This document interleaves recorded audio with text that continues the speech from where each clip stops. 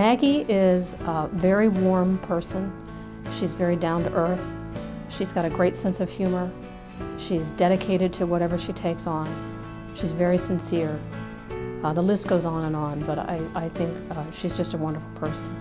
Maggie's an amazing human being. She, in many ways, has she impacted this community. And let me take what I think is the most significant, and that's when it comes to children's literature and the whole aspect of early literacy. Maggie is one of the top, if not the top, within the top 2 people in the country in terms of children's literature. She has a phenomenal reputation across this country.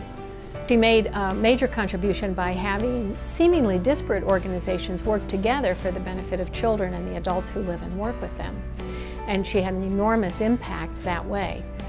Also, she worked with the School of Library and Information Science, Mr. Rogers' Neighborhood, and Beginning with Books in bringing to everyone's attention the importance of literacy, reading to children from the time they were born, reading aloud. With her friend Betty Siegel, she wrote a book for reading out loud about the importance of reading aloud to everyone from birth through the teen years. All of that work has had an impact not only in the Pittsburgh community, but also beyond.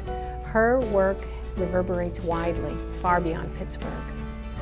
Maggie is engaged and has really a great deal of vision and leadership. And she's given back to the community by sharing that vision and leadership with these various organizations that she's involved with. So she's volunteered for the Carnegie Library, she's advocated for children's literacy, she's worked to put ethics programs in schools, she's advocated for seniors in organizations such as Canterbury Place and the Lambeth organization, as well as UPMC Senior Communities and the UPMC Health System. And then most recently for us, she's worked with us on our Disabilities Resource Center.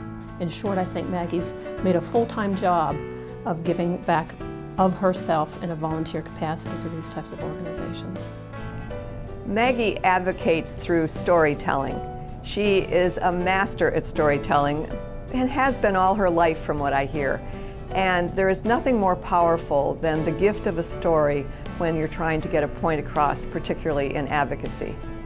I had polio when I was 3, and when I came home from the hospital after about a year, I was convinced of 2 things. 1, I was queen of the universe, and 2, I wasn't quite sure what went first, either a brace or a crutch. And so one day, when I was not paying attention to where I was going, something slipped, either a brace or a crutch, and I sat down very firmly. And I did what any good queen of the universe would do. I started to wail to bring my minions, and they came a-running. And the first one there was my father. And he came over and he sat down on the floor beside me. And he hugged me and he wiped my tears and he said, "Are you hurt?" That was an astounding question. And I thought a minute and I said, no, I wasn't. And he did the most amazing thing. He looked me straight in the eye and he hugged me again.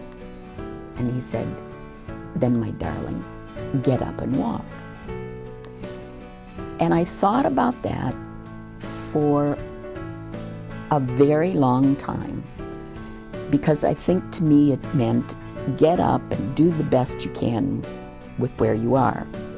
Whether she's talking about her experiences with her mom, about flowers in the rose garden, about horseback riding, her stories are always sure to elicit some emotional response. You're either going to laugh or you're going to cry, sometimes both. Maggie told a story, and literally it just took the breath out of all of us. It was a very, very powerful personal story about her own life. And we took a break. We went right into break for a while because I think everybody needed to take a couple deep breaths. Maggie has shown me what it's like to be a person with a disability who is not her disability. She's the perfect example of inclusion. Some people know that I was on Mr. Rogers' Neighborhood for 3 minutes in 1 week, but I don't think most people know that it was in the week of the mouth. I've tried to keep that a secret, especially from my brothers, who would probably say I talked way too much. For me, as a storyteller and somebody who tends to talk a lot, it was not something that I generally wanted known. It's been nearly 20 years and I've survived, so I don't mind saying it right now. Maggie is my kindergarten teacher. She was the most phenomenal kindergarten teacher in the world, and to be able to work with her professionally in later years was just a real joy. I've never seen Maggie in terms of her disability. I've seen Maggie in what she's been able to do. I can remember Fred's one conversation where he said, you know, Maggie, we all have disabilities. Some of them are just more visible than others. I think that any time that one wins an award, it is an opportunity to say, here are some things that I've tried to do that I might not have been terribly successful with, but maybe somebody else could take it and make it work even better. And I'm very grateful. And as Mr. Rogers says, I receive it very thankfully. Congratulations, Maggie. I think you deserve this fine honor. Thank you for everything that you do for me and for all of the organizations that we work on together. Congratulations. I can't thank you enough for all you've done for me, for Family Communications, the Fred Rogers Company. Phenomenal work. We would not be where we are today in many, many of the projects that you work with us on if you wouldn't have been part of that team. You were always part of the neighborhood. You were always part of the family. We're forever grateful, and congratulations. This is something that you really, really do deserve, and that we can all celebrate all the work you've done for all of us. Congratulations, Maggie. Congratulations, Maggie Kimmel, and thank you for your effective leadership and advocacy through storytelling. You have truly made a difference in the quality of health care that people with disabilities in our region receive. Congratulations, Maggie, on this well-deserved award.